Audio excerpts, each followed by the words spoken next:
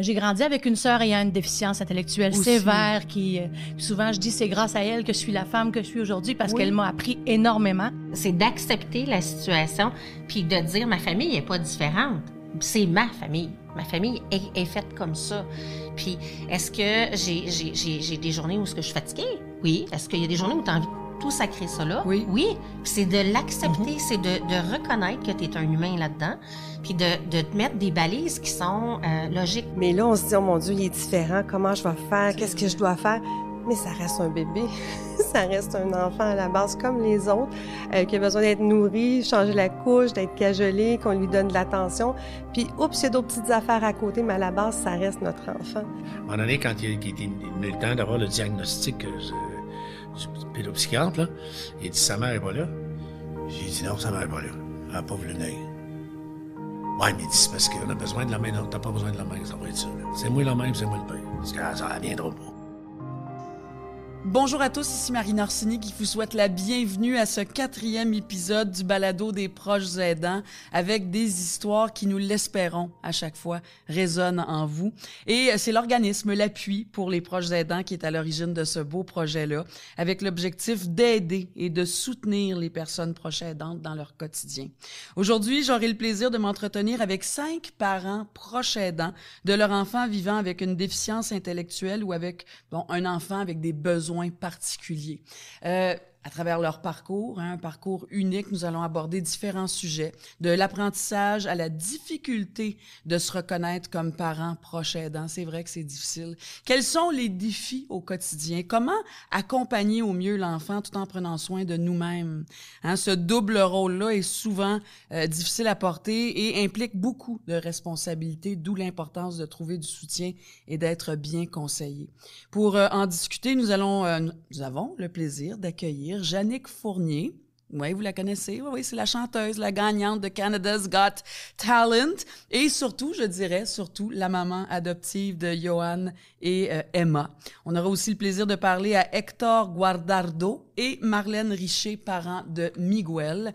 Et il y a le seul et unique Rémi Gérard aussi, le comédien, et papa de Renaud qui sera là avec nous. Et finalement, Geneviève Labrec, qui est directrice générale du regroupement pour la trisomie 21 et aussi maman de Hubert. Alors, bienvenue à tous, bienvenue au balado des proches aidants.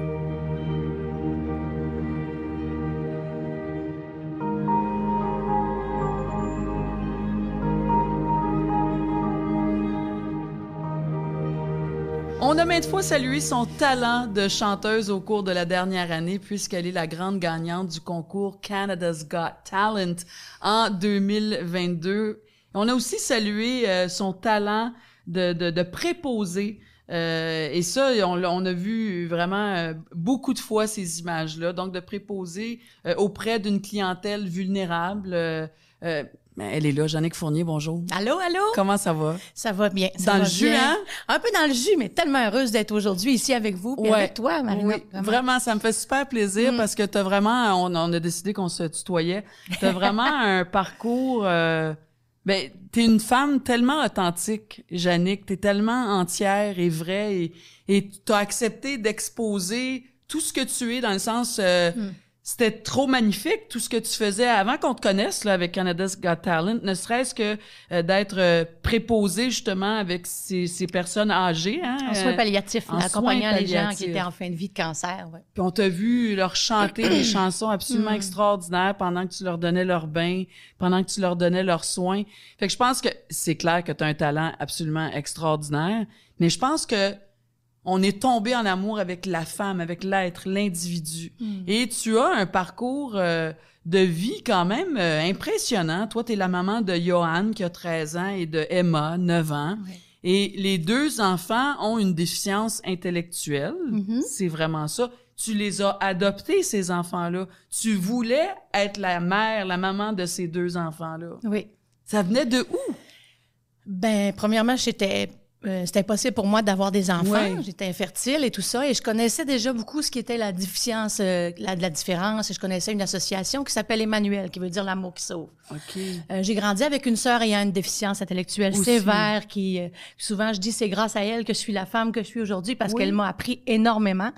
Elle était plus jeune ou plus vieille que toi? Plus jeune, plus jeune. Moi, je suis la quoi? plus vieille de 3 filles. OK. Et puis, j'étais en amour, moi, avec la trisomie 21. Et par le biais de cette association-là, je savais que c'était possible d'adopter. Parce que tes 2 enfants ont la trisomie 21. Oui, les 2 ont la trisomie 21. Oui. Et j'ai fait des démarches en ce sens en disant, ben moi, je suis en amour avec la trisomie 21. Qu'est-ce qui faisait que tu étais en amour avec la trisomie 21? Ah, Mais c'est vrai que c'est des êtres exceptionnels, là. Tu sais, leur joie de vivre, la simplicité, c'est des boules de lumière puis des boules d'amour. C'est vrai. Et souvent, je dis aux gens, non, je suis pas généreuse, je suis dépendante affective parce que dans la vie, j'avais besoin de beaucoup d'amour. Alors, eux m'en donnent à profusion. Chaque jour, c'est la journée du bonheur.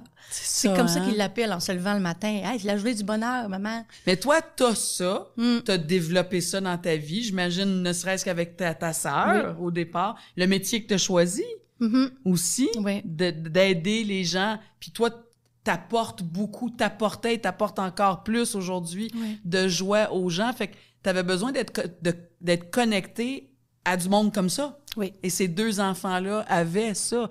Ils étaient bébés, hein, quand tu les as adoptés, bébés. Oui, parce qu'on sait qu'entre 0 et 6 mois, c'est là que la petite cassette de vie se fait. Oui. Alors, c'était vraiment un objectif. Johan est arrivé dans notre vie, il avait 3 mois. Et la belle Emma, elle avait 5 semaines. Toi, c'était quoi les besoins de tes 2 enfants? Tu savais-tu ça précisément encore? Non, je savais pas précisément. OK. Tout ce que j'avais demandé au départ, c'était que si on pouvait savoir s'il n'y avait pas de grosses malformations au niveau du cœur, parce que souvent, ça arrive chez les trisomiques. Parce que je me disais, j'avais mon travail, je chantais aussi à travers tout ça. Je me disais, je peux-tu être tout le temps à l'hôpital? Je peux-tu être ci et ça? C'est quelque chose que je craignais un petit peu. Mais les 2 cocos, Johan est arrivé, c'était au niveau de son tonus. Lui, Johan, il n'a pas marché avant l'âge de 5 ans et demi. Okay. Mais une chance, il était tout petit. C'était un tout petit bonhomme, fait qu'on l'a traîné beaucoup. Il s'est traîné longtemps sur les fesses avant de commencer à marcher.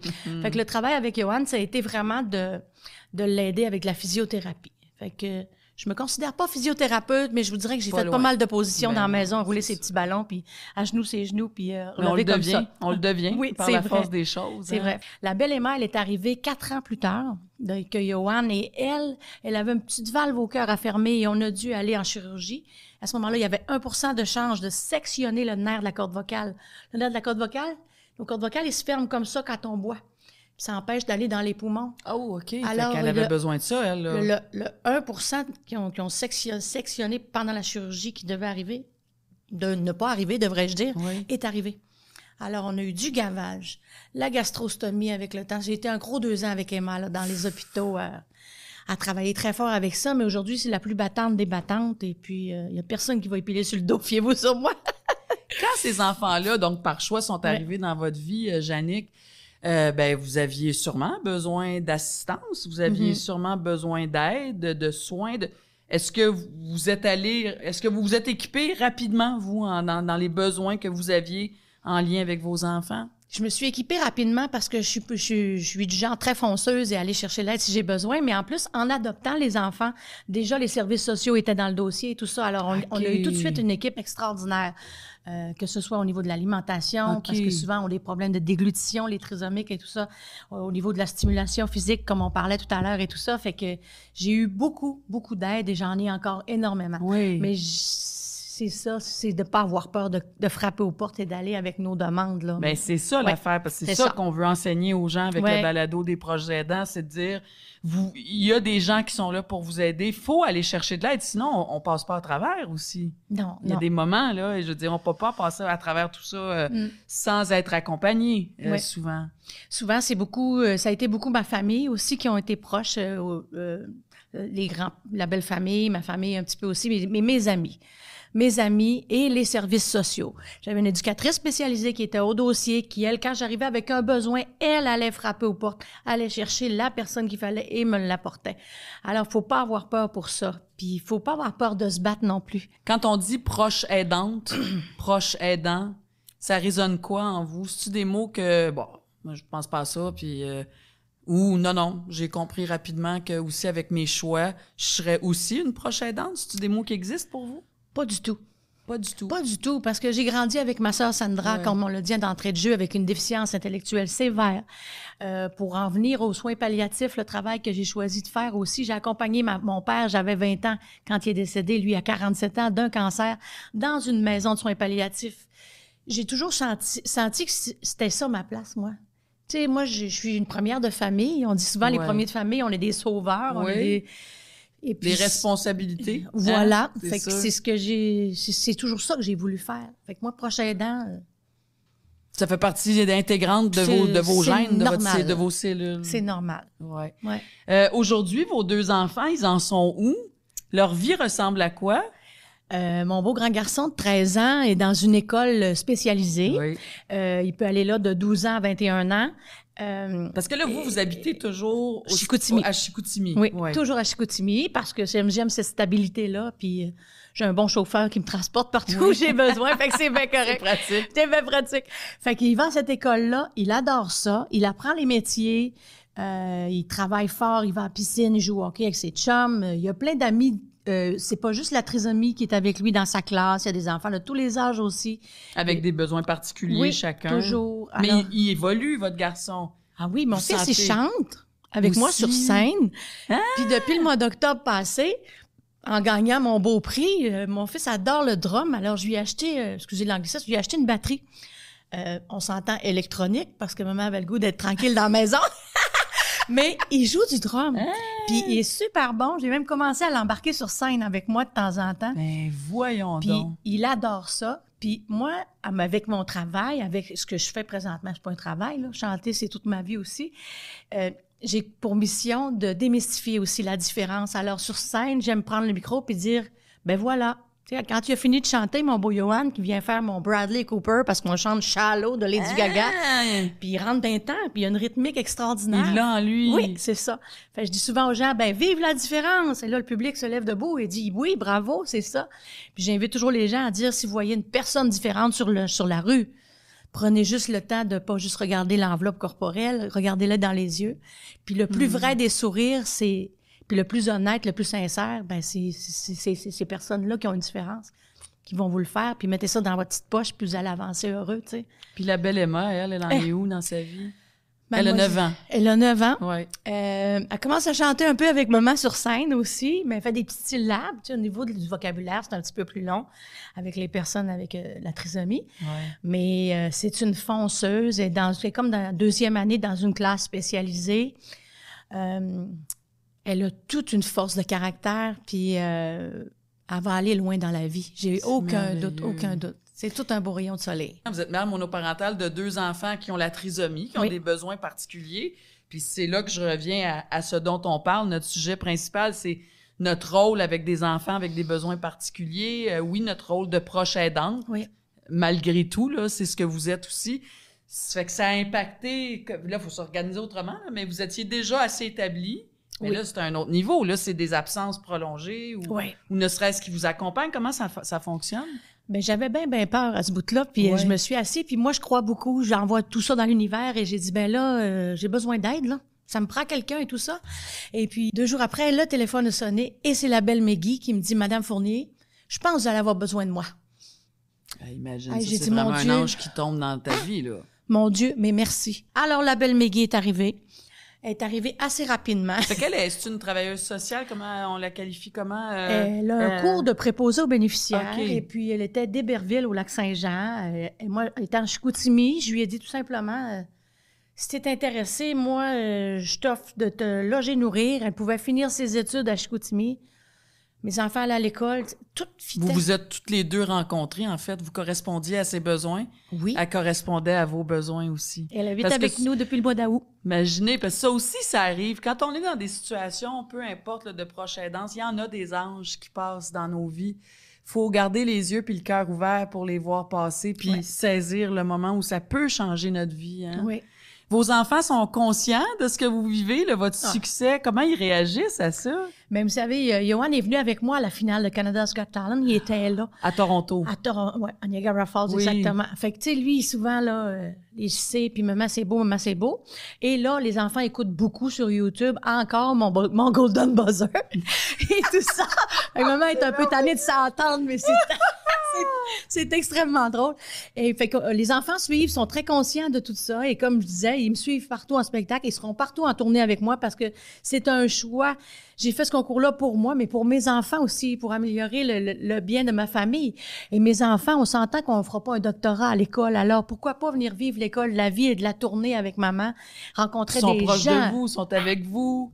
Ils sont dans la joie, vous êtes dans la joie, une mère heureuse, tout le monde est heureux. Oui. Vous Maggie nous ça. suit.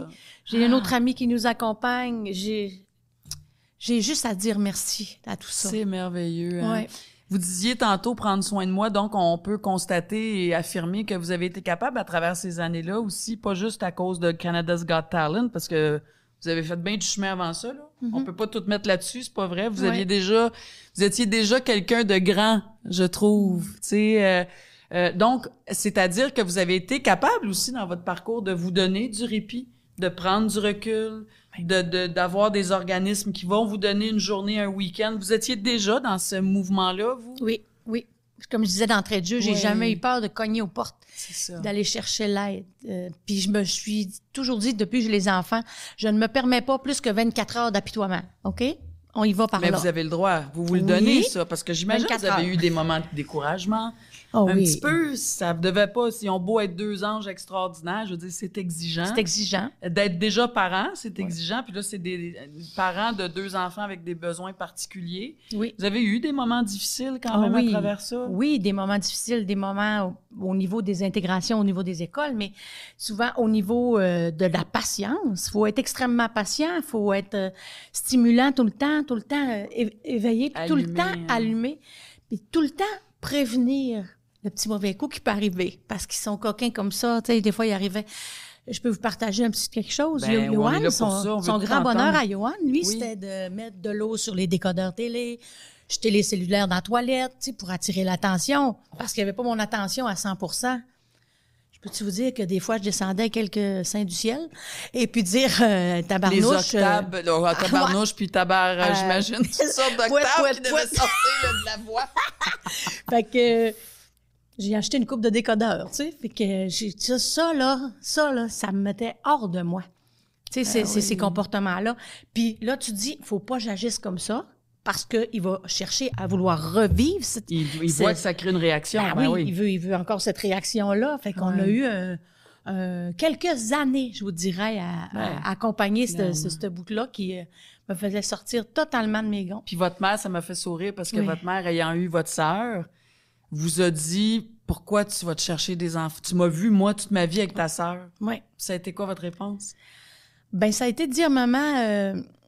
tout petite, j'avais dit pourquoi ma sœur est comme ça, tu sais, puis elle disait si le bon Dieu nous l'a envoyé, c'est parce qu'il savait qu'on avait ce qu'il faut dans notre cœur pour y arriver, puis qu'on allait devenir de meilleures personnes. Mais là encore, je répète ça à maman, elle m'a dit là, c'est pas le bon Dieu qui t'a envoyé. Ben j'ai dit dans un sens, maman, c'est comme le bon Dieu qui m'a envoyé. J'ai été interpellée pour aller le chercher parce que je pouvais pas en avoir des enfants. Puis je savais encore plus parce que tu m'as appris ce que j'ai vécu avec ma sœur, avec vous autres, que j'avais cette force-là pour passer à travers toutes les étapes qu'on allait à vivre. Merci, maman. Absolument. Oui, surtout quand tu dis, ben moi, le père des enfants dont j'étais séparée est décédé, ça va faire 1 an bientôt. Ah, mes condoléances. Merci. Puis, tu dis, il faut que je fasse mes papiers, là. Tu sais, il faut pas que j'attende, là. Qui va s'occuper de mes enfants? Ouais. Ça me touche. Excusez, je suis très émue quand on parle de ça parce que j'ai été longtemps à me torturer avec ça. Moi, mes 2 enfants, je les ai adoptés tous les 2. C'est pas le choix de tout le monde non plus. Puis je veux pas qu'ils soient séparés. Ils grandissent ensemble, ils ne font qu'un. C'est toute une équipe ensemble. Ils s'entendent super bien. Alors, encore là, la belle Maggie... Excusez. La belle Maggie est arrivée dernièrement. Puis j'en avais parlé. Tu sais, j'avais parlé de ça, mais pas d'attendre que j'enverrais elle et tout ça. Mais c'était... Parce qu'elle est jeune, hein? Elle a 26 ans. OK. Pas d'enfant. Tu sais... Elle est comme moi, puis on tripe. C'est comme si c'était ma fille de plus dans la maison. Là, tu sais.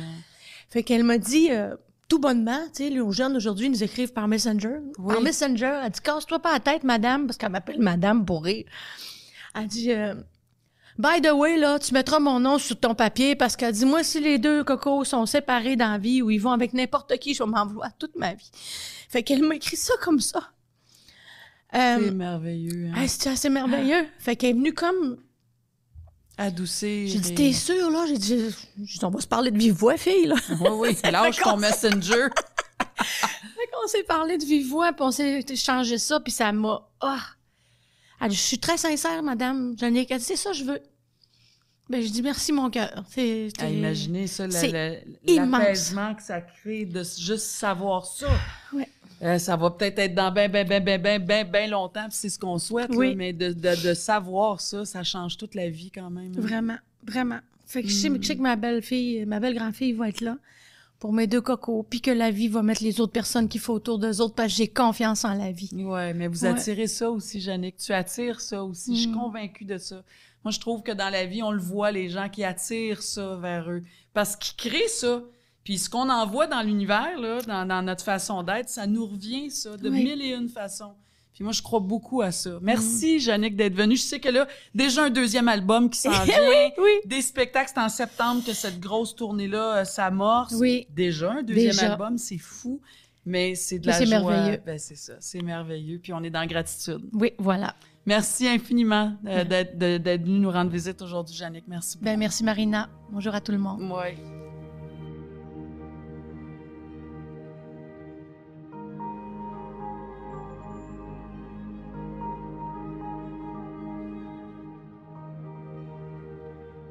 Nous allons maintenant parler aux parents de Miguel, qui aura bientôt 21 ans. Miguel est né dans une famille de 4 enfants. Il est le frère du milieu.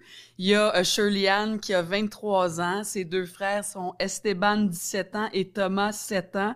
Je veux dire bienvenue et merci beaucoup à ses parents, Marlène Richer et Hector Guardado. Guardado, hein? Tantôt, je pense que j'ai dit Guardado.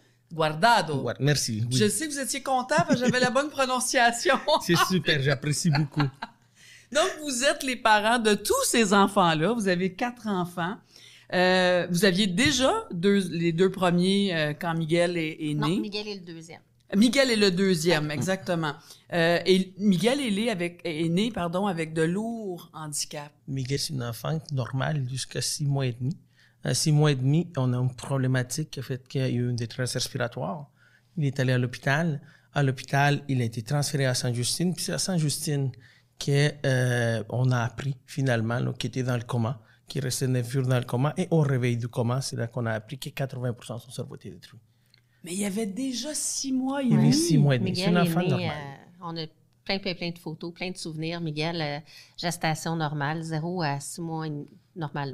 Comment on réagit quand ça nous arrive? Déjà, quand on met au monde un enfant qui a des problèmes, c'est extrêmement éprouvant, même si on en a déjà un ou peu importe.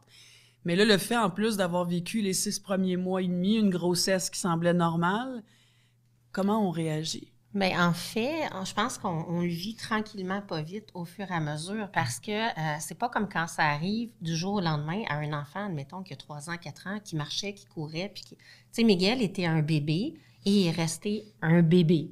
Hein? Donc, okay, ça a absolument. été un bébé qui a grandi, qui a grossi. Donc, je dirais jusqu'à 2... Tu sais, tant et aussi longtemps qu'on était capable de transporter Miguel dans nos bras. C'était comme normal. C'était plus facile. Ouais. On n'a juste jamais arrêté de changer des couches encore aujourd'hui. Tu sais, il y a des choses qui se sont prolongées. Notre bébé est resté un bébé. Puis, on s'est adapté. Tu sais, au début, on pouvait le traîner partout, faire les mêmes activités, faire les mêmes choses.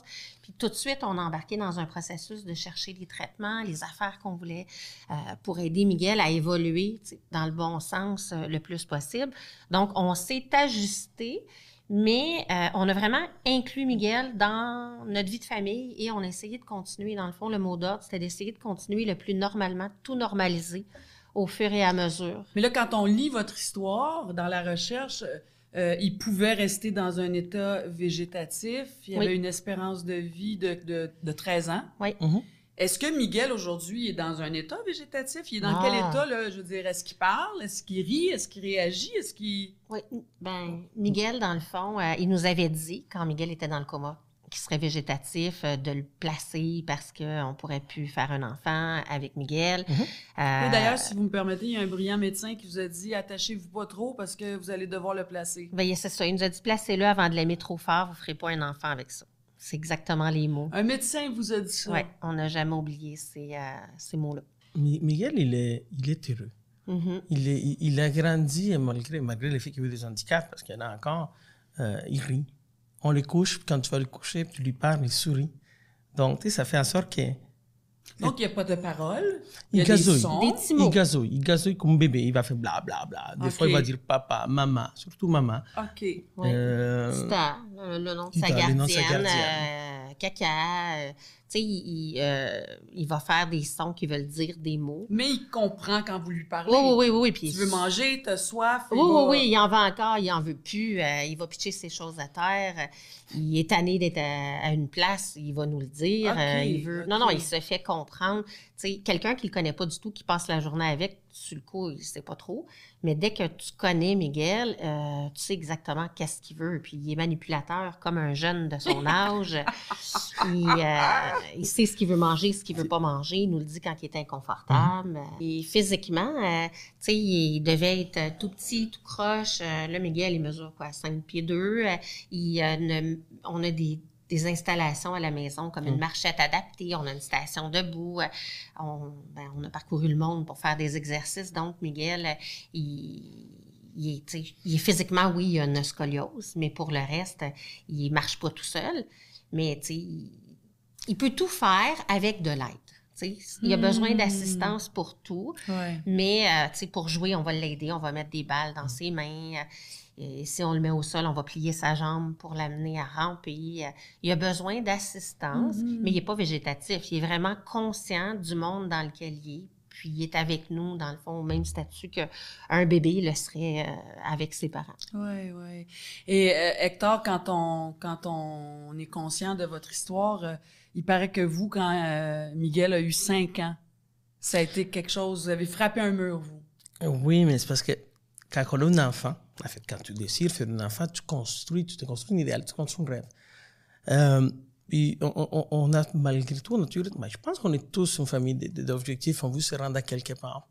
Quand Miguel est tombé malade, c'est ma maîtrise en neurologie, virologie et en biologie moléculaire. Et bon, je m'étais fixé comme but que Miguel, à 5 ans, il devait marcher. On faisait les thérapies pour qu'il se rende là. Rendu à 4 ans, je le savais qu'il ne marcherait pas là.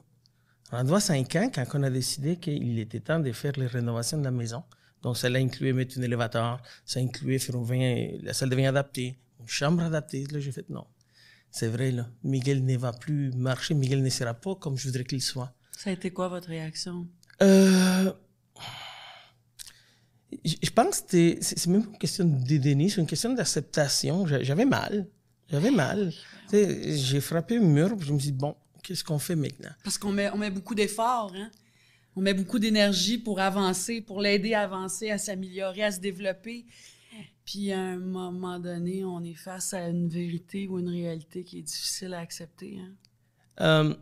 Oui, mais en même temps, je te dirais que ça fait juste modifier notre perception de la vie, puis nous ramener à un point où est-ce que, bon, au lieu d'aller par des macro-objectifs, on va y aller avec des micro-objectifs, on va y aller graduellement, une étape à la fois. Des petits pas. Des petits pas. J'imagine que sans tous vos efforts, Miguel, aujourd'hui, il serait pas dans l'état où il serait. Il serait peut-être un légume dans un lit. Oui. Parce que, donc, ça a porté fruit, c'est sûr, là, Oui. tout ce que vous avez fait au fil des ans. Hein? Oui, je pense que les rebelles en nous, dans le fond, ont fait en sorte que on n'a jamais pris pour acquis ce que on nous disait.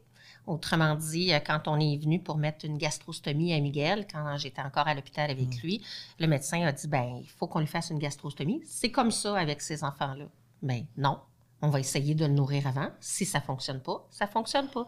J'avais appelé Hector. Hector a dit, je te donne le feu vert. Suis ta petite voix intérieure. J'ai dit au médecin, non, on le gave pas. Puis là, écoute, là, on m'a fait signer des papiers, si c'est tout fait. Il n'aime puis pas tout ça quand on dit non. Hein? Mais on l'a pas gavé, on lui a pas fait de gastrostomie. On a commencé avec de la pouding au chocolat. J'ai trouvé une nutritionniste qui a embarqué dans mon projet de fou. On l'a gavé, nourri de pouding, juste pour être sûr qu'il avait faim. Après ça, on a transigé vers les purées, la nourriture normale. On avait de l'air de deux vrais, mais le vrai mot, deux vrais fou. Quand on était chez la Belle Province, qu'on a donné une première saucisse à Miguel, on tournait autour de lui dans le resto. On avait de l'air tellement drôle.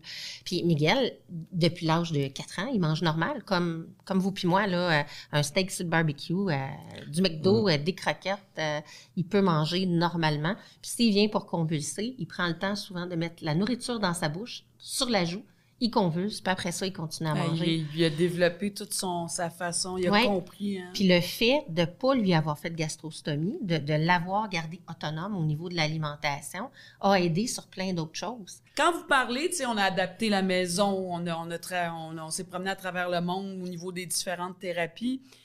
Ça coûte cher et on peut dire que vous avez vraiment eu, vous, toute une communauté autour de vous parce que vous avez fait des levées de fonds, je pense que c'est jusqu'à plus de 200 000 $ et je ne sais pas, peut-être à ce jour, c'est plus.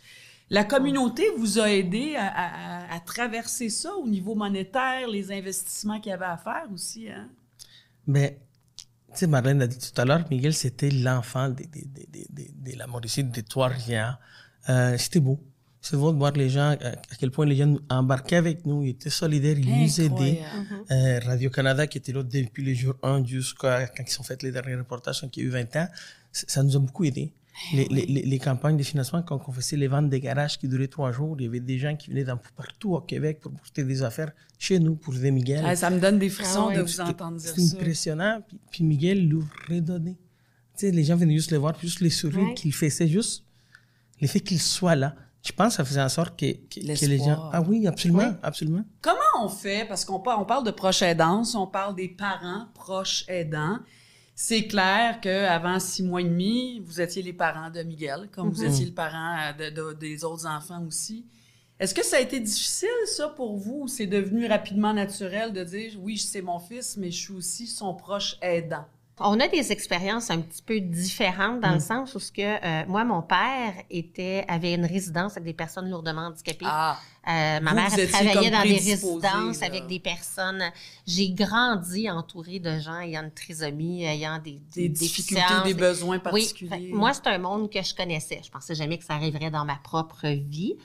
Mais c'est un monde que je connaissais. Puis quand c'est arrivé à Miguel, moi, je faisais ma maîtrise pour développer des partenariats entre les enseignants, les éducateurs et les parents pour les enfants qui avaient des handicaps.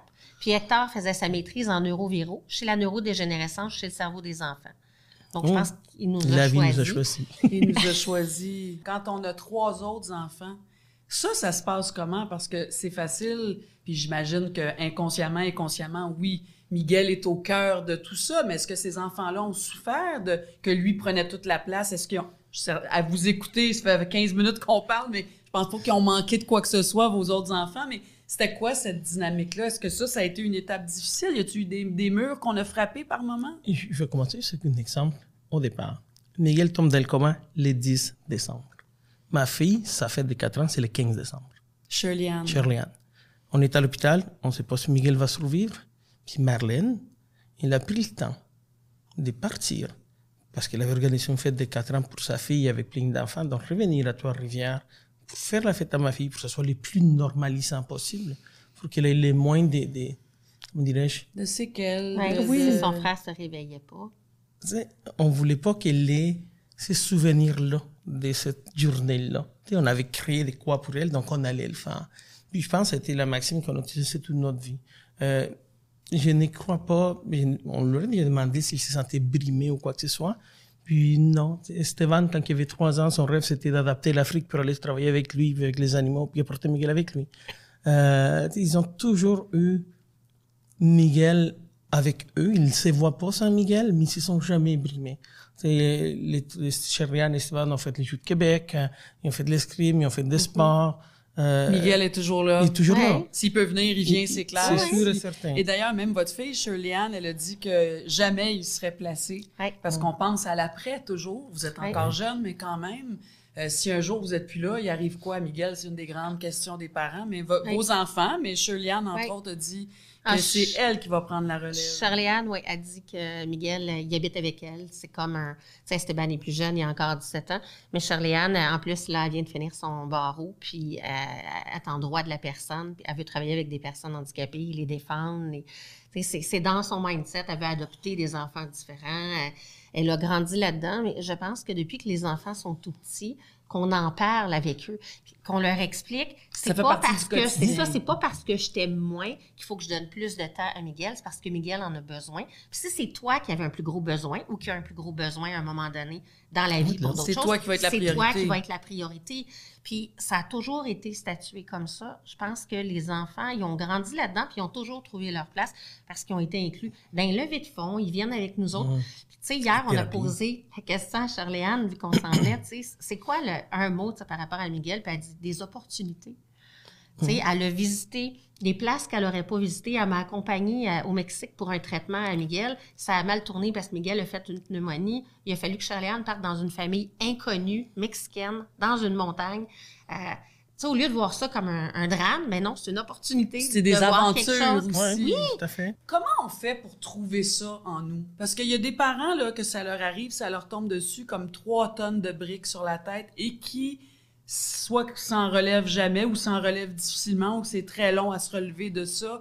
On va puiser dans quoi? Puis ma question que je veux poser par rapport à ça aussi, c'est ça prend une équipe, hein? Donc la première équipe, c'est vous deux, c'est le couple. Parce que ça aussi, je veux en parler là avant de terminer. Mais on va puiser ça où à l'intérieur de soi, cette capacité-là d'avoir un certain recul pour faire, OK, il faut se mettre en mode solution, faut se protéger là-dedans. Ça va vite, là, je veux dire, on n'est pas toujours apte à répondre à tout ça, puis à jongler avec ça. Ça a été quoi, cette capacité-là que vous avez? Quand Miguel est tombé dans le coma, on le voyait dans le coma, notre réaction a été, bon, il est dans le coma, on fait quoi pour l'aider? Je pense que c'était dès le départ, puis on a posé des questions. Il faut toujours poser les questions. Il faut aller chercher les gens qui peuvent nous orienter, qui peuvent nous guider. Comprendre ce qui se passe, puis nous donner des alternatives. Puis des fois, Miguel était dans le coma, je le vois, puis je suis en train de voir des médecins, je dis, écoute, j'ai besoin d'aller dans la bibliothèque, j'ai besoin d'aller lire, qu'est-ce qu'on peut faire avec ça? J'avais accès à la bibliothèque, donc on a tout de suite été, comme tu dis tantôt, en mode solution, mais aussi en mode écoute. Qu'est-ce qu'on peut faire? On n'est pas seul. Donc, aller chercher de l'aide. Donc, ça veut dire, faut ouvrir la porte de, OK, quels outils je peux aller me chercher? Là, ça, je vais en avoir de besoin. Ah, il y a quelqu'un qui me dit que je devrais prendre ça, je devrais faire ça. Faut se mettre en action, faut faire confiance aussi. Puis, vouloir aussi de le vivre différemment, parce que ça peut se vivre de différentes façons, tout ça. Hein. C'est ça choix. C'est un choix aussi. C'est d'accepter la situation, puis de dire, ma famille n'est pas différente. C'est ma famille. Ma famille est faite comme ça. Puis, est-ce que j'ai des journées où est-ce que je suis fatiguée? Oui. Est-ce qu'il y a des journées où tu as envie de tout sacrer ça là? Oui. Puis c'est de l'accepter, c'est de reconnaître que tu es un humain là-dedans, puis de te mettre des balises qui sont logiques. Parce que je parle avec d'autres parents. Des fois, il y a des parents qui m'appellent parce qu'ils veulent savoir comment faire. Puis c'est de rester réaliste. C'est tu sais, Miguel, on savait qu'il se mettrait pas à être pareil comme nos autres enfants, que la normalité était différente, mais c'est d'accepter, d'être dans l'acceptation, puis de trouver du positif. À chaque fois qu'il y a quelque chose de positif, de le vivre, de le célébrer. Ma dernière question avant de se quitter, et le couple dans tout ça? Les amoureux, les partenaires, comment on arrive à survivre? Parce que c'est quand même pas facile, là. Vous l'avez dit, des fois, on a tout le goût de sacrer ça là, mais même le couple aussi, ça doit être conflictuel, ça l'est-tu, ça peut l'être, en tout cas, parce que tout le monde souffre. Comment? Parce que votre couple, là, tantôt, vous êtes assis avant qu'on commence, vous avez dit « Merci, chérie ». Tu fais « Wow! » Quand même, là. Non, mais tu sais, c'est pas si facile que ça, là. Moi, je remarque ces choses-là. Comment on réussit ça? Beaucoup d'amour, évidemment. Je pense que oui. On est complémentaires. Elle a une grosse tête de cochon, puis moi, je suis plus OK. Je dis, OK, c'est moi qui révore, c'est elle qui me ramène à la réalité. On est très, très complémentaires. Oui, il y a des moments où c'était difficile. Quand Miguel est sorti du coma, il est resté 9 mois à l'hôpital avec lui. Moi, je voyageais Sherbrooke, Trois-Rivières, Montréal, parce que Miguel était ici, l'université de Trois-Rivières. Mon laboratoire de recherche était à Sherbrooke. Mais Mélodie a dit, écoute, je ne sais même pas comment on va être quand on va être ensemble de nouveau, parce que ça fait 9 mois qu'on n'est plus là. Puis ma réalité, ma vie, c'est Miguel. Mais j'ai compris. Qu'est-ce que je peux faire? On est toutes les deux dans le même bateau, on a toutes les deux le même objectif, c'est nos enfants. C'est la priorité. Puis nous, on se retrouve là-dedans. Ça fait 27 ans qu'on va être ensemble cette année. Est-ce que c'est toujours rose? Non. Est-ce qu'on s'obstine? Souvent. mais on s'obstine dans le but d'aller plus loin. C'est ça. D'aller plus loin. L'objectif est commun. Tu sais, C'est le bonheur. notre passion pour nos enfants, elle est commune. On est allé chercher de l'aide quand on en a eu besoin. Ouais. On a fait une thérapie de couple parce que on avait besoin. À un moment donné, on s'était perdu parce que c'était les enfants, puis à vouloir être sûr justement que tu laisses aucun enfant de côté, que tu laisses personne de côté, les levées de fonds, les ci, les ça. Le couple s'était perdu, puis on a fait le choix d'aller chercher de l'aide. Puis une des choses que la psychologue, elle nous avait dit, que moi je trouve qui est marquant, elle avait dit, oui, gars, vous avez pris des fois des chemins différents, mais vous vous aimez. Puis tant que l'amour est là, ça reste. Donc, peu importe ce qui arrive dans la famille, que ce soit l'enfant handicapé ou d'autres choses, ce qui fait qu'un couple peut survivre à ça, c'est qu'il faut qu'ils s'aiment. Puis il faut que l'objectif soit commun.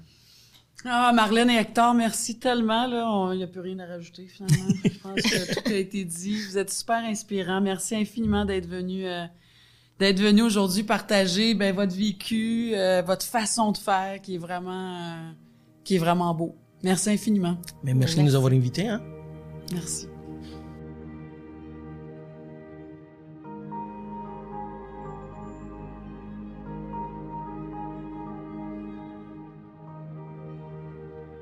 On le connaît grâce à une carrière extraordinaire qui s'échelonne sur plus de 45 ans, peut-être même plus.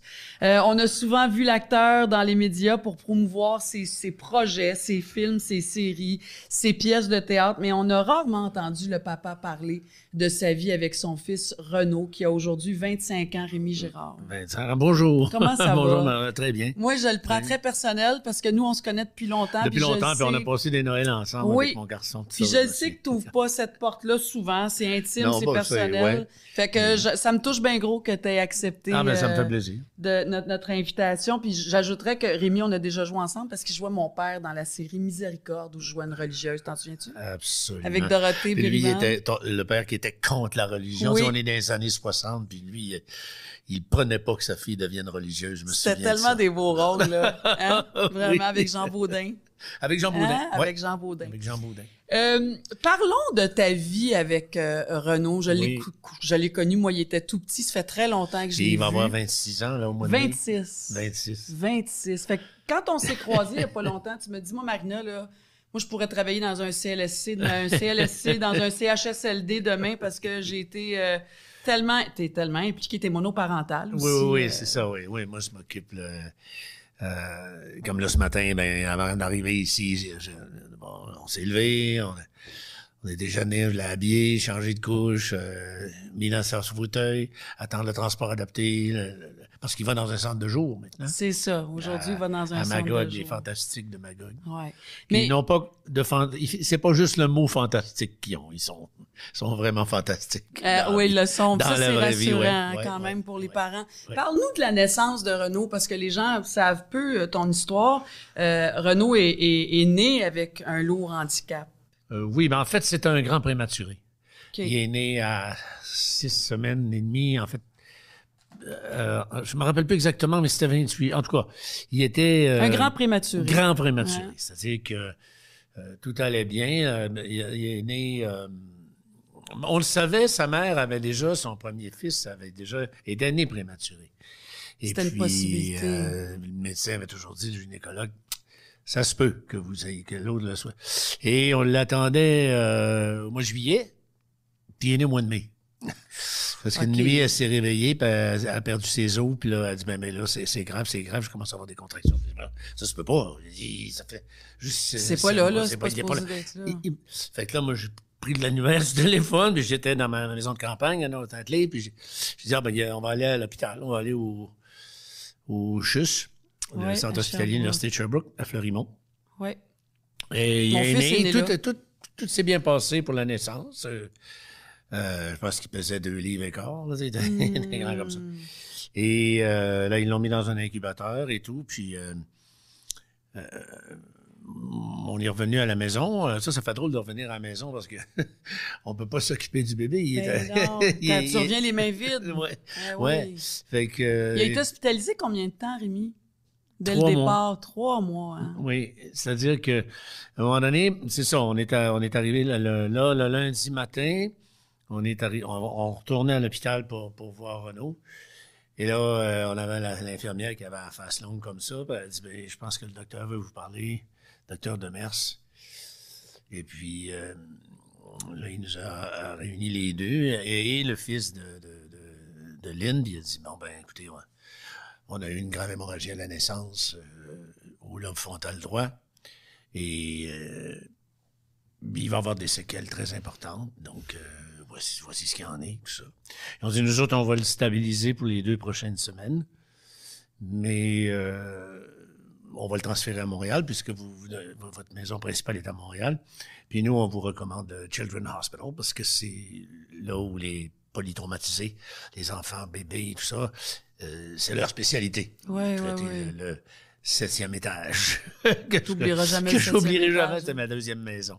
Ouais. Et c'est ça, c'est 3 mois, c'est-à-dire jusqu'à temps que l'enfant ait atteint l'âge de l'accouchement, c'est-à-dire lui était né à 6 semaines et demie, donc c'est à ce moment-là, Rémi, là, quand tu étais assis dans cette salle-là avec le médecin, avec la maman, avec le fils de la maman, comment c'est arrivé dans ton cerveau, ça? Le monde s'écroule complètement. Donc, l'idée de la chaise là, qui bascule par en arrière? Ah, là, tu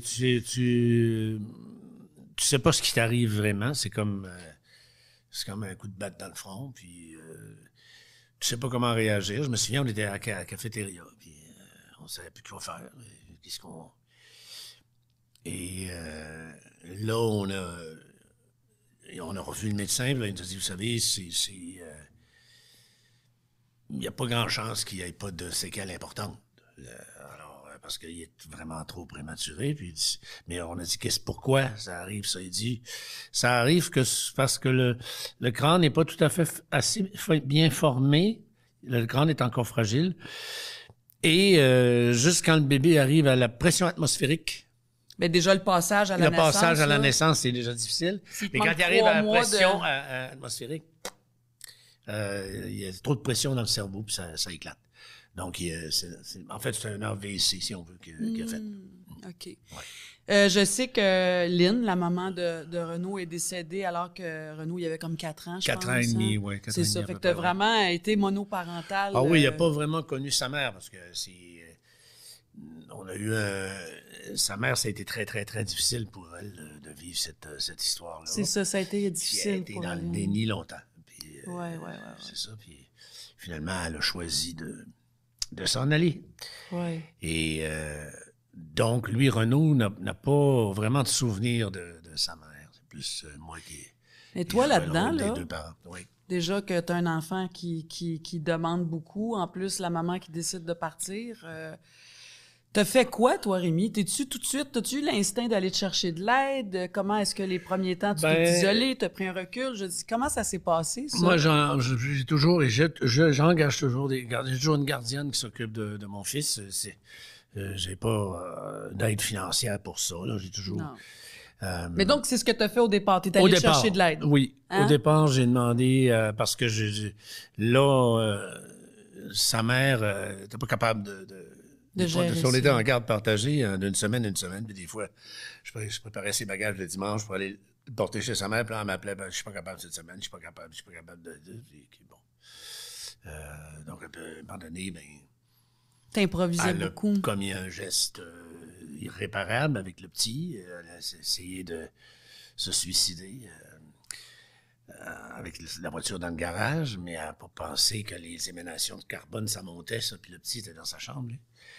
Heureusement, il y a un ami, d'un de ses amis qui a averti la police parce qu'elle avait fait déjà quelques tentatives. Mais il a dit, là, je pense que c'est sérieux. La police a sauvé mon fils de justesse et elle aussi, d'ailleurs, parce qu'elle était déjà presque inconsciente.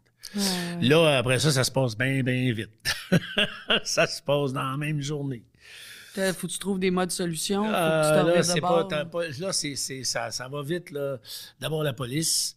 Bon, M. Girard, on est bien sûr devant une tentative d'homicide involontaire.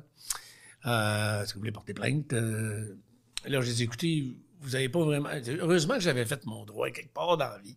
Ah, t'avais fait ça, toi, hein? Oui. Ah oui, c'est j'ai dit, écoutez, vous n'avez pas vraiment un cas d'homicide involontaire parce qu'elle a appelé un ami pour dire, je le fais, là.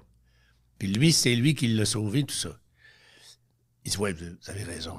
Fait qu'il dit, non, j'ai dit là, il dit, le petit est correct. J'ai dit, oui, le petit est correct, il n'y a pas de problème. On va arrêter ça là. Ça va être correct. J'ai pas envie de faire la première page dans le Montréal lundi matin. On oublie ça. Non, puis t'avais d'autres chats à fouetter, là. Dans oui, il y ta aurait vie, d'autres là, chats à fouetter. Cette Et puis, organisation-là. après ça, ben, c'est la DPJ. Moi, si j'avais pas eu la DPJ, je sais pas comment je m'en serais sorti. OK, ça veut dire quoi, la DPJ? La quand on dit DPJ intervient immédiatement, enlève la garde légale à la mère OK. pour la donner au père. OK. Et c'est tout de suite, il n'y a pas de discussion. Parfait. C'est automatique. Ça, c'était réglé. C'est réglé, t'as pas besoin de t'en occuper. Moi, j'ai reçu un appel de la DPJ, on dit, cet enfant-là ne retourne pas chez sa mère. Et s'il retourne chez sa mère puis arrive quelque chose, vous êtes responsable. Toi. Oui. C'est toi qui vas être accusé. C'est oui. Ouais. Oui. Alors OK. là, c'est clair.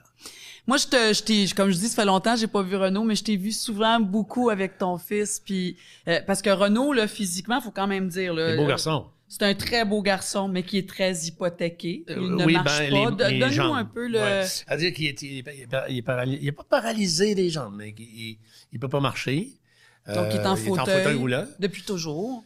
Oui, oui. Mais le haut du corps fonctionne bien. Il est capable de manger tout seul, des fois des choses, tu sais, avec ses mains, tout ça. Oui.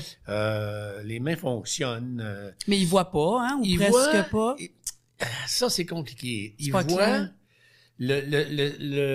C'est parce que ce pauvre enfant, le temps qu'il était à l'hôpital, les 3 mois, il a fait une méningite bactérienne par-dessus en ça plus. à cause d'une bactérie, une mauvaise injection. La seringue n'était pas stérile.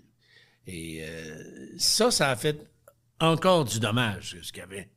Ça a empiré la chose. Ça fait que ça a fait que ça a attaqué son cortex visuel. Ce qui fait que c'est compliqué. Je ris parce que moi, la première chose que j'ai faite, j'ai acheté des livres de médecine. Les livres de médecine de première année. Pour vous dire, bon, c'est quoi cette affaire-là? Oui. Comment c'est dur? Surtout pour comprendre les termes aussi. Ben, il faut. Que les médecins- C'est Faut tellement que bon que tu t'apprennes, dis ça, tu sais, parce que c'est c'est quoi- ça qu'il faut faire. Il faut que tu apprennes c'est quoi Apprendre. le vestibule, c'est quoi toutes ces choses-là. Et là, je suis arrivé à... Là, l'ophtalmologiste à l'hôpital, elle me dit, comment est-ce que je vous expliquerais bien ça? J'ai dit, il voit, hein? Elle dit oui, mais il reconnaît pas les objets. Elle dit, c'est exactement ça. Il n'y a pas de reconnaissance visuelle. Il sait que c'est un verre, il sait que c'est fait pour boire, il va le prendre, il va boire, mais jamais il va te dire c'est un verre. Non. C'est très curieux. Moi, j'avais lu les livres d'Oliver Sacks, le grand psychiatre, oui. En tout cas, il y a un nom. Là. C'est lui qui a écrit L'homme qui prenait sa femme pour un chapeau, Awakenings, le fameux film de De Niro, c'est peut-être le plus grand rôle de Niro. OK. Et c'est lui c'est Robin Williams qui jouait le docteur Oliver Sacks dans je le me film. souviens. Ben, Et oui, j'avais je me lu souviens. ces livres-là, moi. Puis jamais j'aurais pensé que ça m'arriverait un jour. Mais voir les dysfonctionnements du cerveau, qu'est-ce que ça veut dire? T'sais, comment ça fonctionne? Puis donc, de se mettre en mode proactif, hein, Rémi, c'est Ouais. ça, là, c'est ça qui ressort, c'est de se Oui, mettre oui. en mode proactif. Parce que toi, là, quand tu t'es retrouvé seul, monoparental, avec ton enfant de Ben de moi, 6 le mois, de 8 lendemain, mois, surtout à le 4 ans et lendemain de sa demi, naissance, 2 jours après sa naissance, quand ils m'ont dit ça, j'ai dit, c'est ça. Je vais passer ma vie à m'occuper de cet enfant-là, c'est ça. Déjà ça là, va- c'était oui, automatique, ça va être ça. tu le Ça va savais. être ça. Je vais m'arranger pour que ça se passe bien. Puis t'as-tu frappé des murs de découragement? Oui, de- des fois, oui. C'est surtout des déceptions que j'ai. Pas pour. Lui, Renaud, il est de bonne humeur. Il écoute de la musique. C'est mort de rire. Ouais, je vais en parler de ça. C'est votre plus grand Lui, lien. il sait pas ça, qu'il est pas normal. Lui, il est en santé, il va bien. Ses besoins sont comblés. Fait qu'il est comblé, heureux, lui, la majorité du temps. Il souffre pas de rien. C'est ça, il souffre pas physiquement.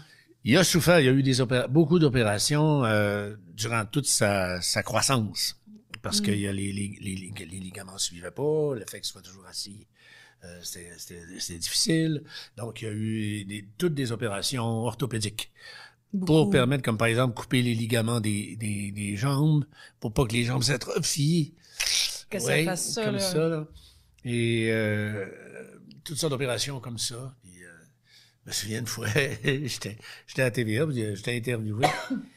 Puis il venait de se faire opérer aux jambes, justement, fait qu'il avait les jambes comme ça, écartées dans un plâtre pendant 8 semaines. Tu t'es foutu de sa gueule un peu? là, il ne faut pas rentrer chez nous. Là, fait que j'allais le voir, il était au centre de réadaptation de Montréal, là. Puis j'allais le voir tous les jours, tout ça. Fait que là, l'animateur a dit, pourquoi est-ce qu'il ne pouvait pas rentrer chez vous? J'ai dit, c'est parce qu'il ne passait pas dans la porte. Là, il me regarde. Il dit, fais-tu une joke, là, lui? J'ai dit, non. Il ne passait pas dans la porte, les deux jambes de même. Faut pas le virer sur le côté. Il l'aurait échappé. Il aurait fallu le rentrer dans le garage. Il fallait pas qu'il reste... Non, mais le garage, c'est pas une solution. La porte qui venait de la cave au garage, elle porte large de même.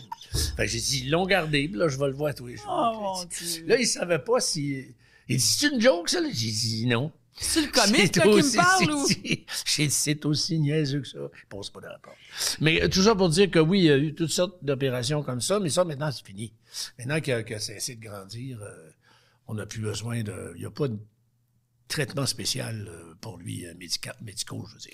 Je pense, Rémi, aussi que tu as compris rapidement, parce que ça fait partie de ce qu'on a échangé ou que tu as parlé donc avec Valérie, notre recherchiste, mais tu sais, si je touche à l'amour inconditionnel, oui. Ça, c'est oui, avec nos enfants, évidemment, mais là, tu n'es pas juste un papa, parce que tu es un proche aidant. Là. Je suis un proche aidant.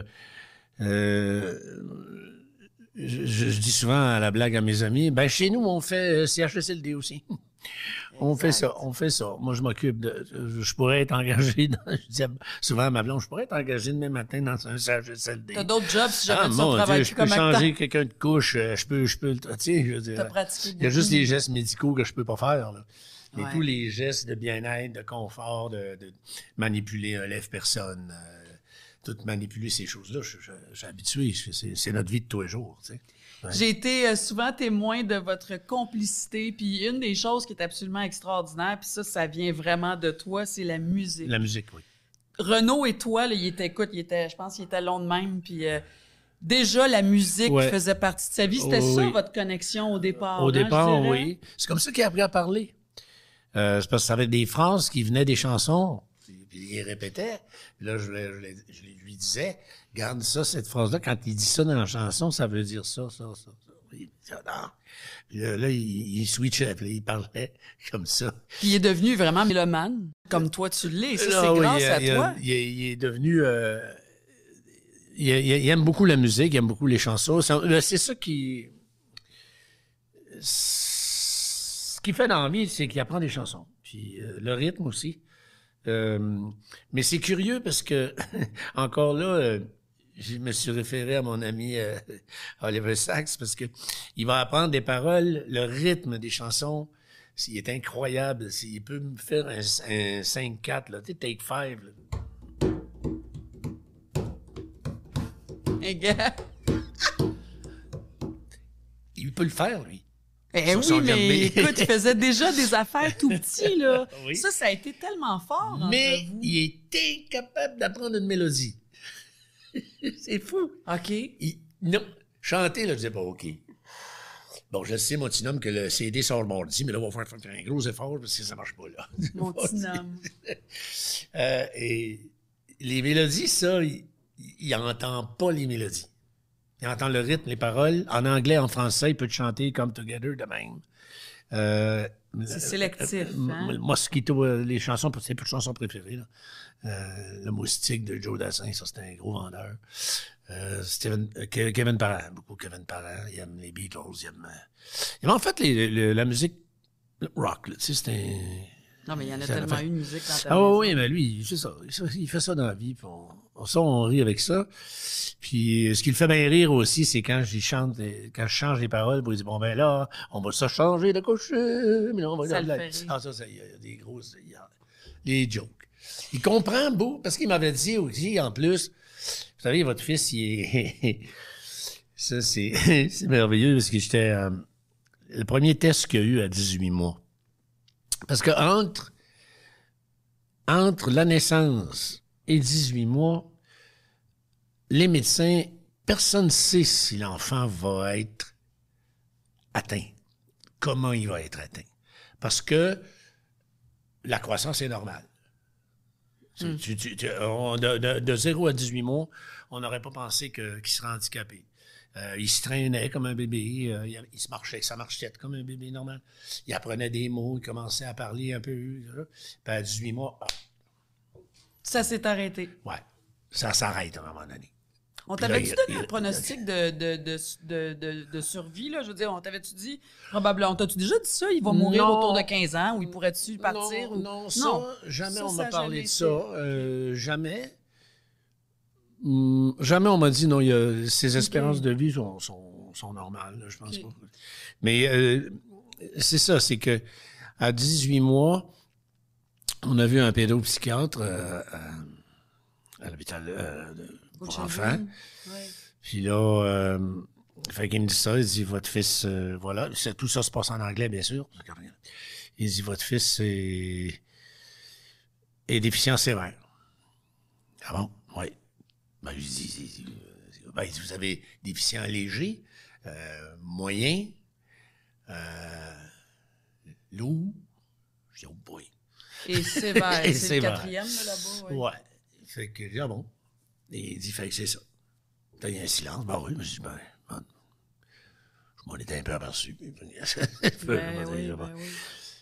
Bon. Là, il dit, ouais. Il y a un silence. Là, il me regarde et il dit, bon, espèce d'habitude, c'est là que le parent fond en larmes.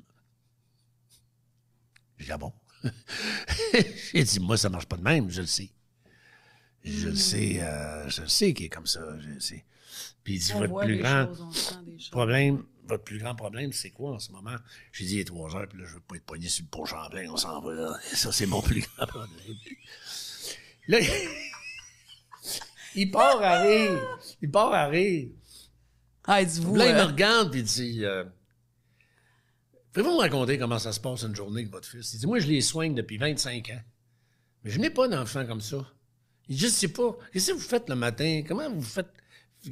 Fait que là, parce que là, vous me dites, j'ai dit, non, oui, là, faut qu'on parte, faut que je passe avant le trafic, parce que lui, en arrière, là, ça marche pas, là. On a un chronomètre, On là, a il est patient jusqu'à telle heure. Il est patient jusqu'à 3h30. Fait que, c'est vrai, j'ai pareil. dit, puis là, j'ai raconté ça, les journées, comment ça se faisait, tout ça. Mais moi, j'étais pas surpris de ça, parce que je le voyais bien. C'est que, là, je voyais bien qu'il avait des... Il m'a dit aussi qu'il avait des comportements autistes. Il m'a pas dit qu'il est autiste, il m'a dit... Il peut avoir des traits, hein, c'est ça. Autistic behaviors. Vous allez voir des comportements, comme se boucher les oreilles, des fois, il fait encore ça, tu sais. Des fois, des comportements physiques qui nous font penser que, bon, il y a quelque chose qui marche pas. Rémi, on l'a dit au début, donc tu as été monoparental. Tu as quand même eu l'ouverture, la capacité, le besoin de refaire ta vie. Tu as une merveilleuse ma blonde Nadine que je connais aussi. Oui, ça fait mais 22 ans. 22 ans, là? Oui. Ouais. Hey, moi, elle a été prof de ballet quand j'étais petite. Ça, Non, on est revenu de ça pour vrai. Ballet de jazz, c'était mon prof de ballet de jazz. J'avais 10 ans, 9 ans, je pense. Ouais. Bref, elle n'a jamais été la maman de remplacement de Renaud. Non, il n'était pas question de ça. Il n'était pas question de ça quand on a commencé à vivre ensemble. J'ai dit, tu ne seras pas une mère de remplacement. Puis je dis, tu le prends comme tu veux. Elle m'aide beaucoup. Elle est là. Mais c'est pas... Elle n'a pas la responsabilité de Renaud. T'as jamais voulu ça? Non. C'est pas elle c'est ta job. C'est moi qui se lève le matin, c'est moi qui change de couche, c'est moi qui le lève, qui le lave, qui tout ce qui est le quotidien, hein? Oui, le c'est quotidien. Ça. Des fois, bon, on va le faire manger quand j'ai pas le temps ou des choses comme ça, là. Puis, mais pour le reste... Dirais-tu que ça a fait que ça a comme sauvé ta relation Ben, aussi? je pense que oui. Ben, j'imagine qu'il faudrait lui demander à elle aussi, mais je pense que ça, c'était mieux parce que c'est pas évident pour le conjoint ou la conjointe, là. Mais Nadine, donc, on pourrait dire, elle n'est pas là pour Renaud, quoique si tu en as besoin... Elle va être là, oui. Mais elle est là pour toi. Oui. Ça aussi, hein, c'est oui, quand oui, même... c'est important. C'est ça qui est important. Hein? Ouais. Là, oui, on est... mais on a une façon de vivre qui est pas... tu sais, les gens me disent souvent, « Oh mon Dieu, ça prend du courage. » Non, c'est pas ça, tu sais, je veux dire, quand ça arrive des choses comme ça, t'es confronté à ça. C'est ça ta vie. Ça va être ça ta vie. Puis je suis pas tout seul à penser ça. Moi, j'ai été pendant 3 mois, là. j'étais aux soins intensifs, au ICU, au Montreal Children's Hospital, puis on est là 24 heures sur 24, quasiment les parents, tu sais. Je dis les parents, sa mère, c'était plus difficile. C'était plus complexe, ben oui. Complexe. À un moment donné, quand il était venu le temps d'avoir le diagnostic du pédopsychiatre, là, il dit, sa mère n'est pas là. J'ai dit, non, sa mère n'est pas là. Elle n'a pas voulu venir. Ouais, mais il dit, c'est parce qu'on a besoin de la main. Non, t'as pas besoin de la main, ça va être ça. Là. C'est moi la main, c'est moi le père. Parce que ça ne viendra pas. Ça fait que, go on. C'était ça, tu sais. Moi, j'ai dit non. Et, qu'est-ce que je disais? Oui, c'est que on a une façon de vivre ensemble et qui est pas c'est pas malheureux, tu sais, c'est juste un peu lourd des fois. Surtout qu'avec l'âge, là, je commence à trouver ça un peu plus lourd. Puis je commence aussi à me dire... T'as quoi, le 57, 58, Rémi? Ouais. Non, j'ai 72 cette année. Là. Es-tu sérieux? Ça n'a pas de bon sens. 72. Et tu fatigué des fois? Ben, c'est que là, je commence sérieusement à dire, bon, c'est quand je ne suis plus là, ça peut arriver. Là. Mais justement, est-ce que tu penses, est-ce que c'est planifié, ça, l'après-toi? Non, non, encore, je suis là-dedans. Là. OK. Je cherche de l'hébergement, puis c'est pas évident. C'est vraiment pas évident. Ça, est-ce que tu vas vouloir faire ça avant que tu partes pour apprivoiser toute cette nouvelle vie-là avec lui? Oui. Puis pour lui aussi, il va avoir besoin. Là, il va dans un centre de jour chez les Fantastiques à Magog. Ça, c'est parfait. Parce que là, il était, tu sais, un enfant comme ça, à 21 ans, ils vont plus à l'école. Là, c'est fini. Fait que, là, parce qu'il est allé à l'école, Renaud. Oui, absolument. Les écoles adaptées. Victor Doré à Montréal et Le Touret à Sherbrooke. Ce sont des écoles parfaitement adaptées pour ces enfants-là. Mais à un moment donné, à 21 ans... C'est ça, ils peuvent plus aller là. Ils sortent du système. Tu es un adulte, tu es considéré... Tu es un adulte, fait que tu retournes chez vous. Et là, il a été 2 ans, là, puis à un moment donné, j'ai entendu parler des Fantastiques, je suis allé les voir. Puis on s'est dit, on va s'en occuper, on va le prendre, ils le prennent le matin, puis... C'est formidable, hein? Ça te donne du répit. Ben, ça me donne du répit, oui. Puis lui, ça lui donne une vie, là. Lui, il faut qu'il vive sa vie, là. Il a du fun, tu sais. Il s'amuse, il lui chante des chansons, puis, tu sais... Il est actif, il est avec du monde. Il est avec du monde, il adore ça, il est avec des gens. Ben, c'est clair, hein? Fait que là, tu te prépares quand même, tu es dans cette étape-là. Ouais, là, je suis dans ce processus-là. Trouves ça difficile? Oui, mais j'aurais pas le choix. C'est sûr. Parce que faut que j'y pense à ça. Là. Si tu veux qu'il continue à être bien. Oui, c'est ça. C'est ça. Hein? Puis lui, Renaud, il a une capacité extraordinaire, c'est qu'il sait se faire aimer. Puis, tu sais, j'arrive au Fantastique, là, tout le monde l'adore. Il chante des chansons, puis il est toujours de bonne humeur. Ça fait il y a ça, tu sais, qui est bien. Puis, vraiment. Il peut s'adapter facilement. Je parle bien facilement. Je suis pas dans sa tête. Ouais. Ben, mon beau Rémi, merci tellement. C'est précieux, ce moment-là. Je sais que tu fais pas souvent ça. Puis je te le dis tout de suite, nous autres, on a une maison pas loin l'un de l'autre. C'est clair que je vais aller faire un tour cet été. Oh, oui, c'est vrai. Renaud, ça fait vraiment longtemps que je l'ai vu. Oh oui. Merci. Tu le reconnaîtras pas. C'est vraiment c'est un homme. C'est un homme. Merci, mon beau Rémi. Merci beaucoup. Merci, Marina, de me donner la chance de parler aux gens. Merci infiniment. C'est précieux. C'est grandement précieux. Merci.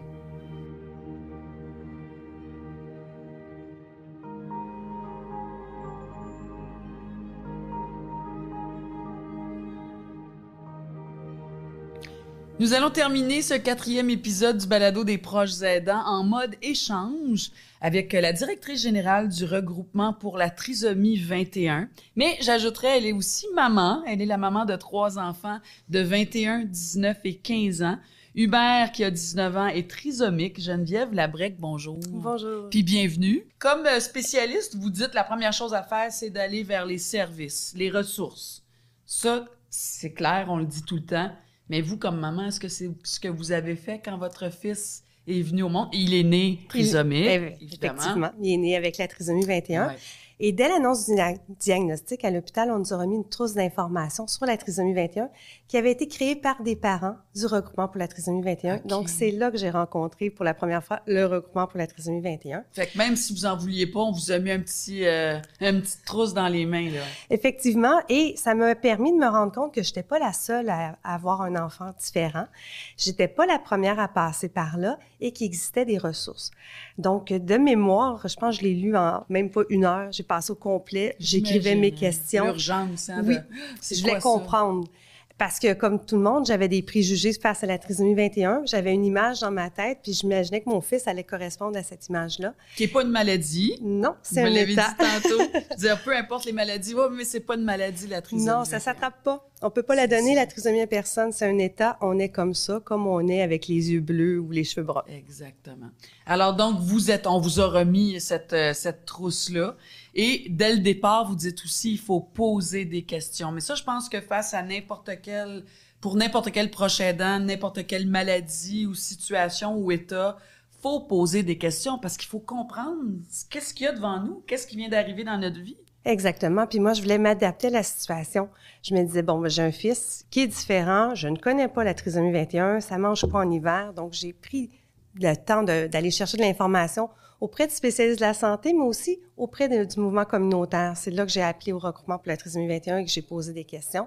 Et on me référait aussi à d'autres parents qui étaient passés par là. Vous avez réagi comment quand vous avez découvert ou quand on vous a annoncé que votre enfant avait une trisomie 21? Sur le coup, j'y croyais plus ou moins. OK. Parce que quand Hubert est né, je l'ai allaité, j'ai remarqué certains traits, mais Hubert Ouais, c'est faisait... pas évident, hein, quand ils sont bébés, là, Ben, tout le temps. En fait, Hubert pesait 9 livres. Donc, un enfant qui a la trisomie 21 fait 5 à 6 livres en général. OK. Donc, moi, il avait l'air d'un gros Bouddha. Il était immense. Je me suis encore dans l'incubateur parce qu'ils l'ont mis en incubateur. C'était le seul gros bébé qui était là. Donc, moi, je voyais plus quand il est né sa grosseur parce que j'étais fière de moi. Là, 9 livres naturels, j'étais assez C'est contente. sportif. C'est sportif. Très, très sportif. Donc, je voulais voir. Et quand je l'ai vu, parce qu'il n'était pas avec moi quand on me l'a annoncé, quand je l'ai vu, j'ai tout de suite remarqué les signes.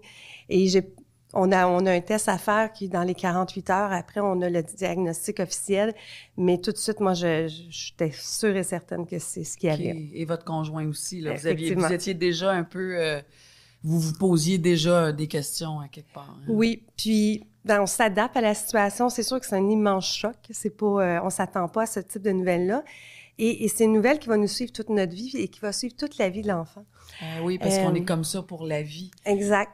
Une maladie, c'est une chose qui peut se guérir, que c'est une étape. Il y a des médicaments, il y a un des choses chapitre. comme ça. Mais trisomie, c'est là pour la vie. Hein. Exactement. Et dans les handicaps, la trisomie, c'est quand même un qui est très documenté. Donc, on a une liste de choses qu'on apprend rapidement.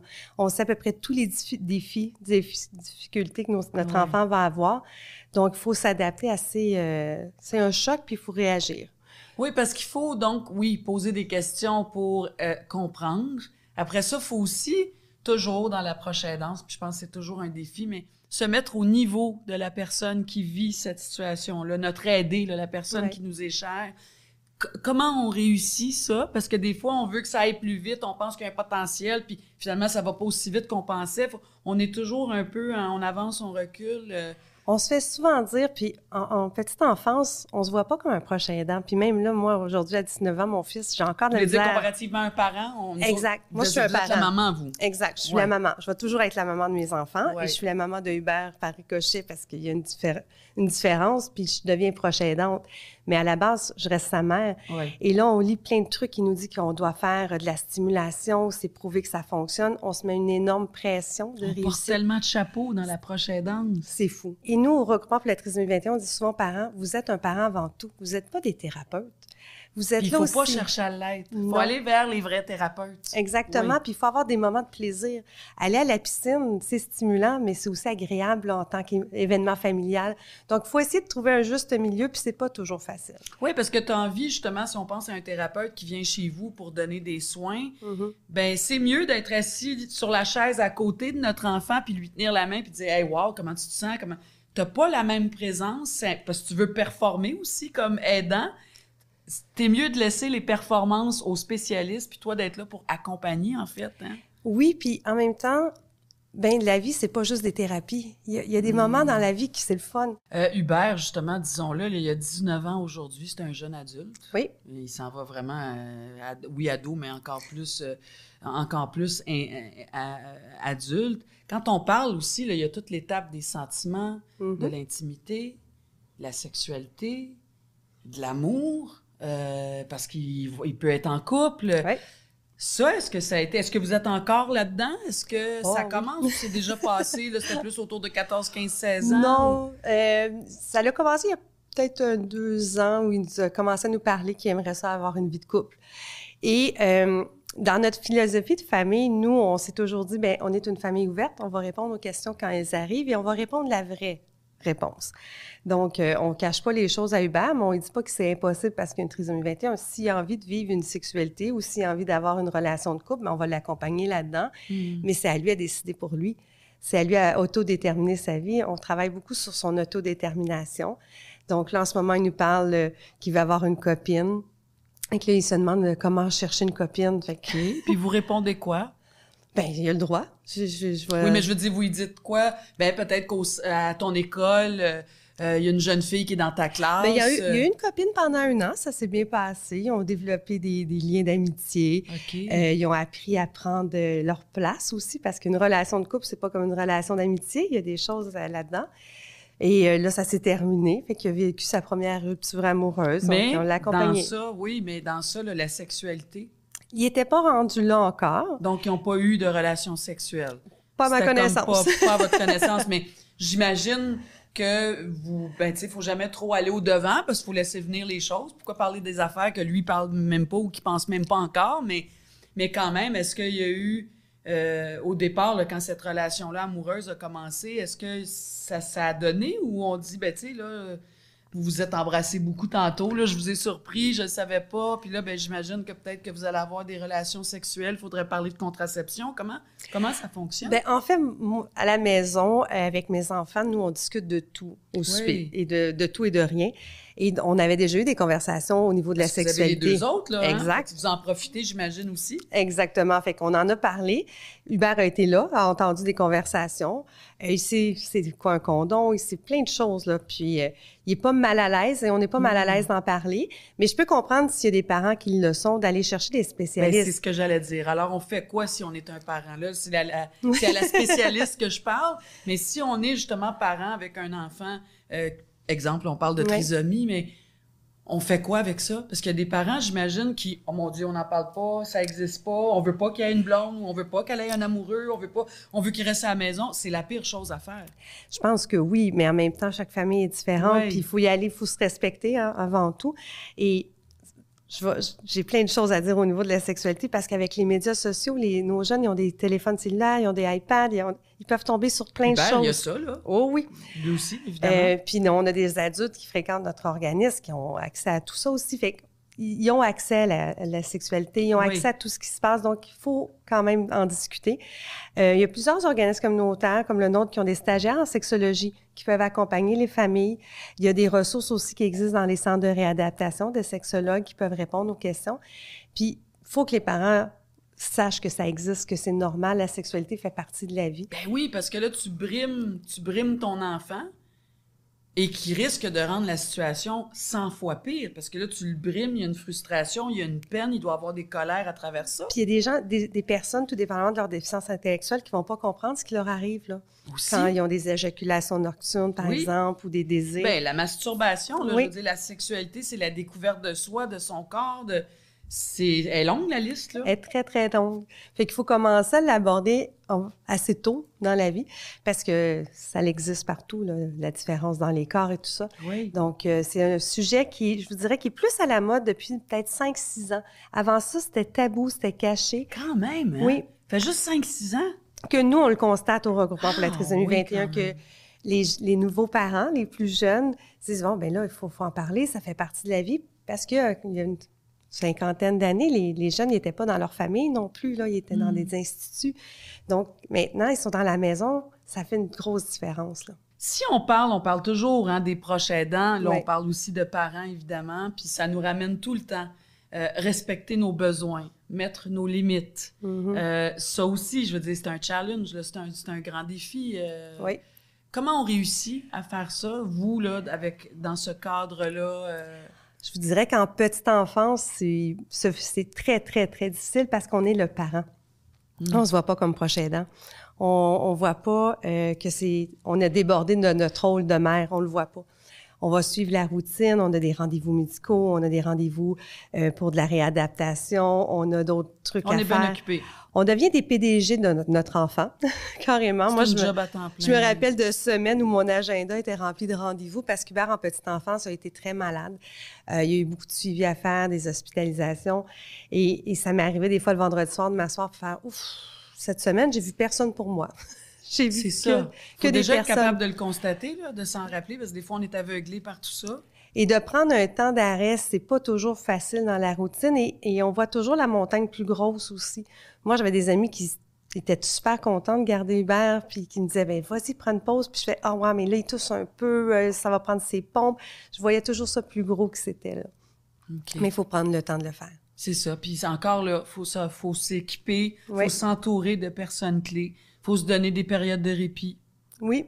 Et de se rappeler aussi c'est pas juste du négatif, hein. Des fois, quand on navigue dans le négatif tout le temps, on oublie qu'il y a des beaux moments. Très bon point. Et c'est là, tantôt, quand je disais qu'il faut se rappeler qu'on est à la base d'une maman, puis qu'on peut aller à la piscine avec notre enfant, puis s'amuser, puis d'aller à la bibliothèque, puis juste de s'asseoir, puis de relaxer, puis de pas toujours faire des thérapies par-dessus thérapies. Il y a une grosse pression qui est exercée, souvent à la mère, hein, en règle générale. Oui, parce que ça revient quand même. Faut être réaliste, on est en 2023, mais la responsabilité centrale de tout ça par rapport aux enfants, le quotidien, les soins d'hygiène, les soins de santé, ça revient beaucoup à la maman. Mais je dirais qu'encore là, depuis quelques années, on voit beaucoup plus de papas, nous, qui s'impliquent à notre organisation. Puis c'est le fun de voir cette nouvelle génération-là. Puis Dieu merci, parce qu'eux autres aussi veulent prendre leur place. Oui, eux autres aussi veulent prendre leur place. On a été beaucoup dans le patriarcat, puis les hommes, c'était ça, puis les femmes, c'était ça. Mais c'est pas vrai que les hommes étaient bien contents de toujours être juste là-dedans. Moi, je suis sûre de ça. Ça leur a aussi été imposé. Il y a beaucoup de choses qui nous ont été imposées, finalement, dans la société, hein, par des bien-pensants, ultimement. Amour, bienveillance, douceur, c'est sûr, c'est un apprentissage. L'enfant naît comme ça, mais nous, comme parents, on apprend à être ce parent-là aussi. Ben en fait, au départ, on pense qu'on ne sera pas un bon parent parce qu'on a appris à être un parent d'un enfant neurotypique. Dans les livres, on apprend plein de trucs. Puis de mémoire, là, il y avait genre un petit paragraphe sur les enfants différents, vague. Mais là, on se dit, oh mon Dieu, il est différent. Comment je vais faire? Qu'est-ce que je dois faire? Mais ça reste un bébé. Ça reste un enfant à la base comme les autres, qui a besoin d'être nourri, changer la couche, d'être cajolé, qu'on lui donne de l'attention. Puis, oups, il y a d'autres petites affaires à côté, mais à la base, ça reste notre enfant. Ouais. Fait que c'est pour ça que tantôt, je disais que c'est difficile pour un parent de se voir comme proche aidant parce que c'est notre enfant. Puis la société nous le dit, hein, on prend soin de nos enfants, on va à l'école, on s'occupe de nos enfants. C'est un rôle de parent. Fait que le déclic de proche aidant arrive souvent un peu plus vieux. Quand les parents sont vieillissants, nous, ce qu'on constate, c'est quand les parents commencent à vieillir, puis là, ça va prendre quelqu'un pour prendre la relève. Là, le chapeau de parent, c'est « c'est vrai que dans le fond, je suis un proche aidant depuis 20, 40, 30 ans. » Donc, c'est dès le départ, j'imagine, c'est de tisser ce filet social qui existe. Ça sert à ça, le balado. C'est qu'on veut sensibiliser les gens et leur dire qu'il y en a de l'aide, il y en a des ressources. Donc, nous, comme parents, le plus rapidement possible, il faut tisser cette toile-là du filet social pour être capable de nous accompagner. Comment on entrevoit le futur d'un Hubert? Pensez-vous à ça? Oui et non. J'aime bien vivre le moment présent. J'ose pas trop parce que c'est très anxiogène de penser au après quand je serai plus là, qui va prendre soin. C'est très anxiogène. En ce moment, je suis plus à l'accompagner dans son autodétermination. Qu'est-ce qu'il veut faire plus tard? Dans 4-5 ans, est-ce qu'il veut être en appart? Est-ce qu'il veut vivre avec sa sœur? Est-ce qu'il veut rester avec moi? On est tous dans ce processus-là. Parce que Hubert, lui, dans sa trisomie 21, c'est quelque chose qui est possible. Parce qu'il y a différents degrés. Hein, Oui, mais possible et on va l'adapter si c'est pas super possible. Là. Je pense pas que mon fils a le goût de vivre tout seul en appartement. C'est pas dans sa personnalité. Il aime ça avoir des gens autour de lui. Donc on pourrait penser à aller habiter dans un centre, adapté. En ce moment, on est plus de... Vous n'êtes pas là, hein, vous, en ce moment? Non, pas du tout. On est plus à essayer de trouver peut-être une maison bigénérationnelle ou partir en appartement avec sa sœur, mais on est vraiment, vraiment pas rendu là. On n'a pas eu ces discussions-là non plus. Sa sœur, elle aimerait bien vivre avec parce que c'est pratique d'avoir un petit frère, là, c'est le fun. Il est très attachant, il aide beaucoup. Donc, c'est sûr que c'est le fun pour elle. Mais pour l'instant, on n'est pas rendu là, mais on prépare par contre son avenir. On prépare le après, comment on va gérer au niveau financier, testament, il y a tout ça après. C'est tout ça, là. À prendre en considération. Faut quand même y penser, là. On le sait que ça va venir, puis à la limite, le plus tôt, surtout rendu dans jeune adulte ou presque, il faut commencer à y penser, parce que là, vous êtes plus jeune aussi, mais vous aussi, vous allez vieillir, puis lui aussi va vieillir, puis il faut se préparer à tout ça, il faut y penser. C'est des discussions ou des réflexions qu'on n'a pas envie d'avoir. Mais il faut avoir. Mais c'est nécessaire quand même de voir venir les choses. Hein. Et on recommande pour la trisomie 21, on prépare justement une journée sur le vieillissement au mois de mai pour parler de vieillissement aux parents, parce qu'on se rend compte que il y a 30-40 ans, leur espérance de vie était moindre. Maintenant, l'espérance de vie va jusqu'à 65 ans. Donc, il y a des parents qui vont décéder avant leur personne. Et il faut apprendre parce que le vieillissement, surtout en trisomie 21, arrive de façon plus accélérée. On voit des effets autour de l'âge de 40 ans. Donc, il faut s'adapter, il faut apprendre et on se rend compte qu'il n'y a pas beaucoup de spécialistes non plus qui sont au courant de ça. Donc, nous, on va au-devant. On a une forme d'avance, les parents, en disant il faut y penser au vieillissement. Et par ricochet, moi aussi, là, je vais y penser au vieillissement de mon fils. J'allais vous poser la question. Non, mais c'est un bon point parce qu'effectivement, la trisomie 21 faisait que les gens décédaient beaucoup plus jeunes avant, mais là aussi, l'espérance de vie pour tout le monde, mais pour ces gens-là aussi, est rendue plus loin, là. Oui, puis le système ne connaît pas ça, parce que c'est tout nouveau, là. Donc là, nous, on a des activités, par exemple, en ce moment, avec des personnes âgées qui ont la trisomie 21 entre 50 et 65 ans à nos bureaux, mais c'est un groupe de personnes qu'on connaissait pas, qu'on apprend à découvrir. On a beaucoup de plaisir. On apprend, oui. On apprend toujours. Hein, Geneviève Labrec, merci infiniment. Je rappelle, maman de Hubert et directrice générale du regroupement pour la trisomie 21. Merci. Merci.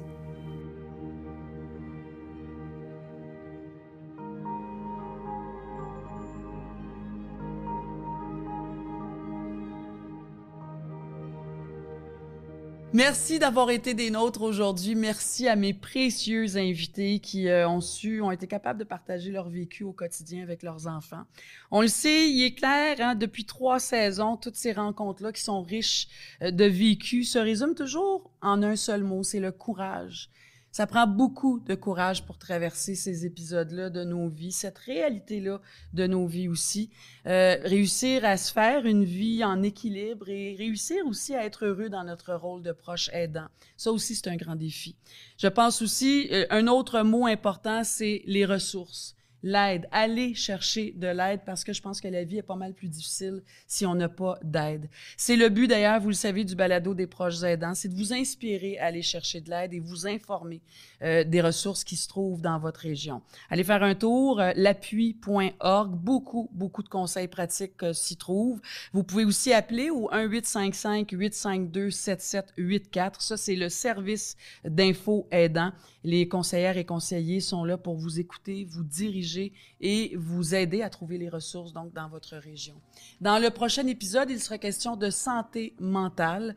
Gros sujet, beaucoup de choses à dire là-dessus avec des invités tout aussi formidables. Alors, d'ici là, je vous dis prenez soin de vous et à très bientôt.